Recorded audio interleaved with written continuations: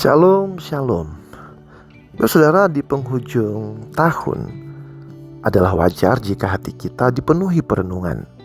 Kita menatap ke belakang pada jejak yang telah kita lalui, dan kita menerawang ke depan menuju cakrawala yang belum kita kenal. Dan di tengah ketidakpastian inilah firman Tuhan datang sebagai sauh yang kokoh bagi jiwa kita, khususnya melalui pesan dari Matius pasal 6 ayat 32b.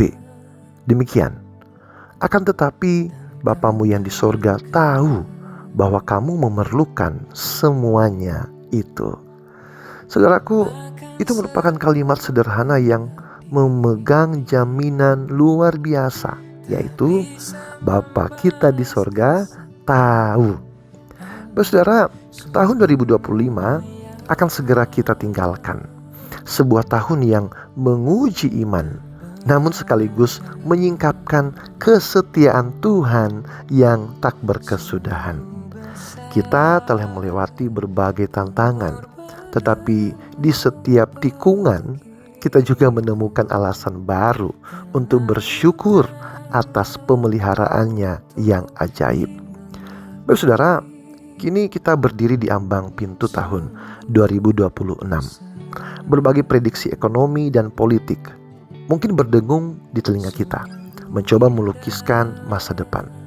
Namun saudara, kita harus ingat bahwa semua itu hanyalah perkiraan fana dari akal manusia. Masa depan sesungguhnya tidak terletak pada prediksi, melainkan dalam genggaman kedaulatan Tuhan.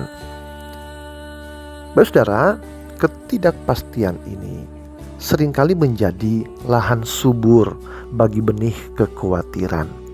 Namun saudara, kita perlu membedakannya. Ada kekhawatiran yang wajar yang mendorong kita untuk waspada dan mempersiapkan diri menghadapi berbagai risiko. Ini adalah kewaspadaan yang sehat.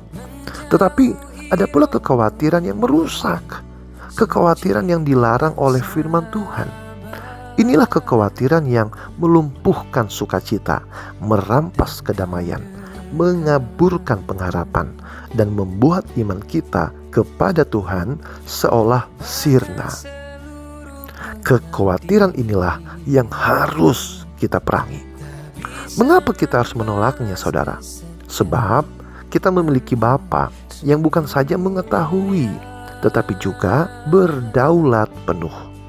Pengetahuannya bukanlah pengetahuan pasif seorang pengamat. Pengetahuannya adalah kedaulatannya yang aktif. Dia tidak hanya tahu apa yang kita butuhkan, dia juga memegang kendali untuk menyediakannya. Saudara, inilah jaminan mutlak kita. Nah, tentu apa respon konkret kita saat kekhawatiran itu datang? Yang pertama, kita harus menyerahkan kekhawatiran itu ke dalam tangan Tuhan melalui doa. Mohonlah kekuatan agar iman kita tidak menjadi goyah, agar hati kita terus berpegang pada janjinya, dan jiwa kita tetap tenang dalam jaminan pemeliharaannya. Respon yang kedua adalah iman kita tidak membuat kita pasif. Setelah berdoa, mintalah hikmat dari Tuhan untuk bertindak. Lakukan persiapan yang perlu dilakukan. Ambillah langkah yang harus ditempuh. Semuanya dengan tuntunan hikmat ilahi. Saudara, mari kita lawan kekhawatiran dengan senjata ganda. Doa yang penuh iman dan tindakan yang penuh hikmat. Setelah melakukan bagian kita, selebihnya kita bersandar penuh pada Dia yang memegang kendali semesta.